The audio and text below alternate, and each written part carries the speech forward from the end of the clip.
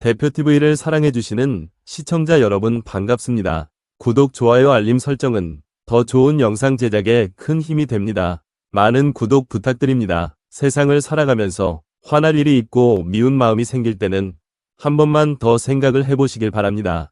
그런 작은 생각 하나가 화해를 이루어주는 배려의 계기가 될 수도 있습니다. 지금 이 순간 우리의 마음을 아프게 하는 것들은 과연 무엇인가? 우리의 마음을 억누르고 있는 미움과 분노들은 과연 누구 때문이라고 생각을 하고 있는가? 저의 지인 중 한 사람은 몇 달 전부터 제 전화번호를 차단시켰는지 이젠 카카오톡 메시지를 보낼 수조차 없게 만들었습니다. 그동안 제가 그에게 심적으로 조금은 번거롭게 만든 탓이 있기에 그 사람을 원망하는 마음은 없습니다만 한편으로는 안타까운 심정을 금할 길이 없습니다. 다시 돌아오시길. 그 지인과 틈이 조금씩 벌어지게 된 원인은 그가 파이코인을 채굴하지 않고 있을 적마다 리더인 제가 파이를 채굴하라는 메시지를 보냈기 때문입니다. 처음에 그는 비교적 잘 따라왔으나 약 5개월 정도 시간이 지나면서부터는 시큰둥한 반응을 자주 보이곤 했습니다. 그럴 때마다 저는 카톡으로 함께 꾸준히 채굴하자며 격려를 하곤 했을 뿐인데 그 사람은 날이 갈수록 예민한 반응을 보였으며 끝내 비관적으로 변해갔습니다. 그러다 급기야는 지난해 말 저의 연락처를 어떻게 해버렸는지 어느 순간부터 카카오톡 메시지조차 보낼 수 없게 되었습니다. 참으로 안타깝습니다. 이런 일이 구독자분들도 비일비재할 것입니다. 지금은 비록 하찮아 보일지라도 시간이 꽤 흐른 나중에 파이코인의 입지가 어떻게 변해 있을지는 현재로선 그 누구도 확실하게 예측을 하기란 쉽지가 않습니다. 하지만 지금까지 흘러온 것들만 놓고 보더라도 가까운 미래 파이코인의 가치 상승은 불을 보듯 훤합니다. 그런데도 대부분의 사람들은 아직도 파이코인을 좋지 않은 시선으로 바라보는 게 현실입니다. 걱정 안 합니다. 유저는 매일매일 늘어나니까요. 만약 파이코인이 현재의 비트코인이라고 한다면 그 지인과 대다수의 사람들이 이처럼 비관적인 생각을 갖게 될지는 의문입니다. 비트코인이 아니니 이해합니다. 가상화폐가 우리들 앞에 출현하게 된 건 불과 15년밖에 안 됩니다.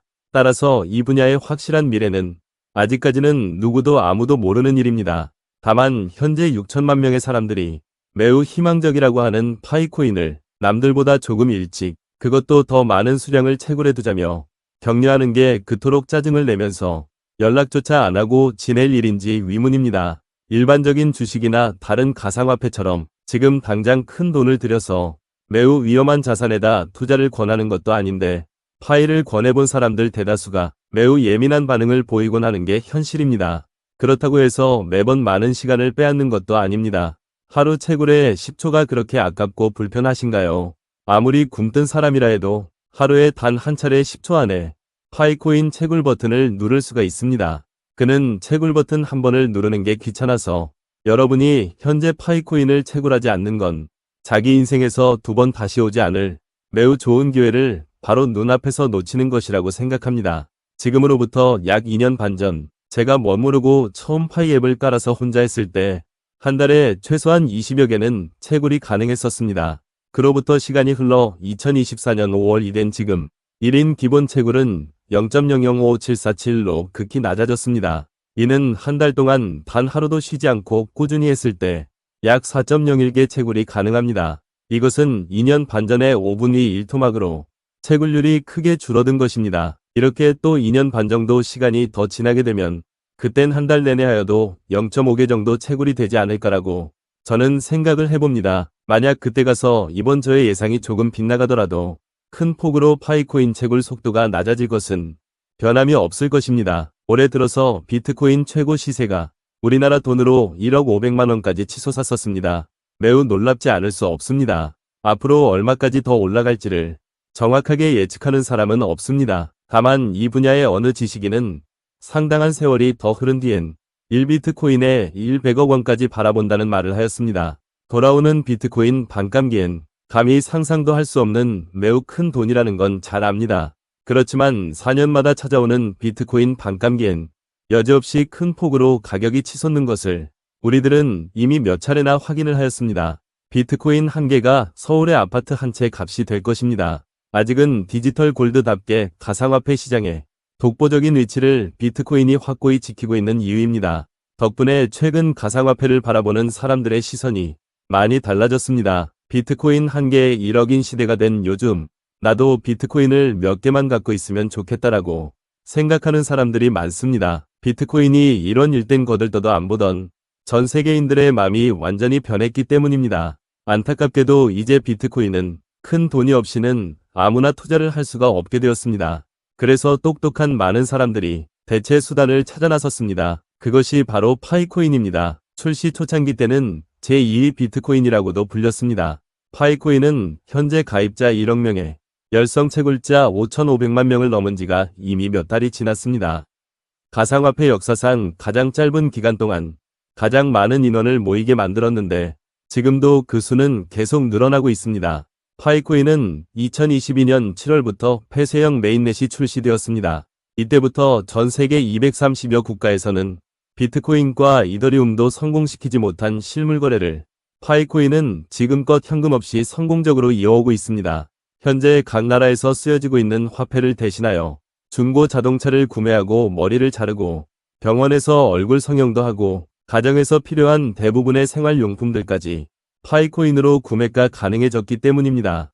여기서 특이한 점은 파이코인에 관여하는 국가기관은 단 한 곳도 없다는 것입니다. 세계 최초로 민간에서 개발한 가상화폐가 국가 간의 복잡한 분쟁과 경계를 뛰어넘고서 각 나라의 환율의 차이마저 완전히 극복한 실물거래의 대장이 바로 파이코인인 것입니다. 가까운 시일 안에 파이코인의 메인넷이 정식으로 출시가 되고 세계 여러 나라의 가상화폐 거래소에 파이가 상장이 되면 더욱 큰 주목을 끌 것으로 보입니다.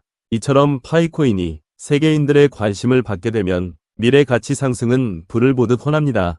이때 만약 파이코인이 지금의 비트코인과 이더리움처럼 대접을 받게 되는 그 무렵, 나도 파이코인을 몇 개 갖고 있으면 정말 좋겠다라고 생각할지도 모릅니다. 그래서 나중에 가서야 큰 후회를 하지 말고 지금부터라도 파이코인을 꾸준히 모아가야 하는 이유입니다. 이토록 소중한 미래의 주도적인 화폐를 우리는 남들보다 조금 더 일찍, 더 많이 채굴해 둬야 합니다. 그 일은 매우 간단합니다. 스마트폰을 열고서 하루에 단 한 차례 채굴 버튼을 누르면 됩니다. 그런데 당신은 뭘 망설입니까? 누군가 당신의 손목을 꼭 붙잡고서 놓아주질 않습니까? 지금 시작하세요. 미래 큰 부자가 되는 일인데 왜 자꾸 이리 재고 저리 재기만 하는지 정말 답답합니다. 만약 저라면 일단 파이코인을 채굴부터 하고 난 뒤 후회는 나중에 하겠습니다. 돈 냄새를 잘 맡는 부자의 특징은 앞에서는 파이코인을 비난하더라도 뒤에선 채굴을 한다는 겁니다. 미래의 일은 아무도 모르는 일이기에 일단 채굴부터 하고 보는 겁니다. 옛부터 우리 조상님들은 사람이 많이 모이는 곳엔 돈도 함께 모인다고 했습니다.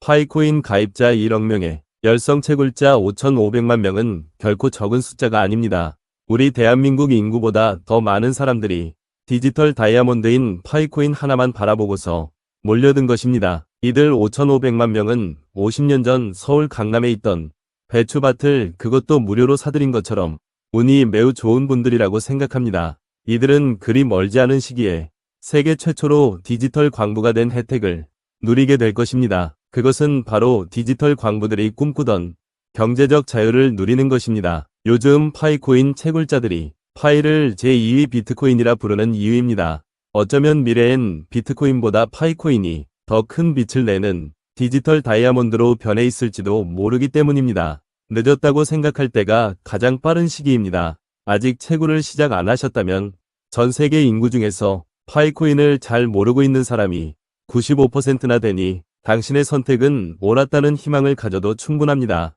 늦은 밤 어느 지방 버스 안에서 실제 있었던 일입니다. 신장로를 따라 천천히 달리고 있는 버스 안에서 엄마 품에서 곤히 자고 있던 아이가 갑자기 깨더니 울기 시작하였습니다. 조금 있으면 그치겠지 했던 아이는 계속해서 울었습니다. 울음은 새 정거장을 거쳐갈 때까지 도무지 그칠 기미가 보이지 않았습니다. 슬슬 짜증이 나기 시작한 승객들이 여기저기서 화난 목소리가 들렸습니다. 아줌마, 아이를 좀 잘 달래봐요.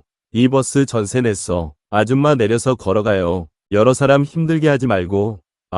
정말 짜증나네. 아이를 안고 있는 엄마에게 승객들이 잔뜩 화가 나서 온갖 험한 말을 퍼붓고 있는데 갑자기 버스가 멈췄습니다. 모두 무슨 일이 생겼나 생각하였습니다. 승객들이 위아한 마음으로 앞을 바라보는데 버스 기사 아저씨가 차를 멈추고 문을 열고 나가서 길 옆에 있는 상점에서 무언가를 사들고 왔습니다. 그리고 성큼성큼 아이 엄마에게로 다가가더니 초콜릿 하나를 아이 입에 물려주었습니다. 그러자 신기하게도 아이는 울음을 뚝 그쳤습니다. 아무런 일이 없었듯이 버스가 다시 출발을 하자 화를 내고 짜증을 냈던 승객들은 부끄러운 생각이 들었습니다. 몇 정거장을 지나자 아이 엄마는 버스기사 아저씨에게 다가가 공손히 고개를 숙이고 손등에 다른 한 손을 세워 보였습니다. 고맙습니다라는 뜻의 수호였습니다. 아이 엄마는 듣지도 말하지도 못하는 장애인이었습니다. 아이 엄마가 아이를 업고 내리자 버스기사 아저씨는 출발하지 않고 아주머니와 아이를 위해 자동차 불빛을 비추어 주었습니다.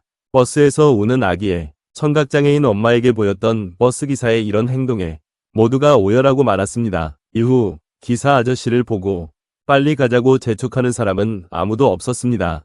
달빛을 따라 천천히 달려가는 버스 속에는 착한 기사 아저씨의 배려 손길을 따라 행복한 마음들이 함께 천천히 굴러가고 있었습니다. 작은 관심을 갖고 초콜릿 하나를 사서 말하지도 듣지도 못하는 아이 엄마에게 작은 배려를 베풀어준 기사야말로 멋진 키다리 아저씨였습니다. 남이든 자신이든 따지기 전에 한 번만 더 생각을 해보시길 바랍니다. 무엇보다 한 번만 더 관심을 갖고 배려를 베풀어 주시면 감사하겠습니다. 그리하여 서로 먼저 양보하고 용서하는 가운데 행복과 사랑과 화목함이 풍성하게 넘치는 이 세상이 우리 모두가 될 수 있기를 소망합니다.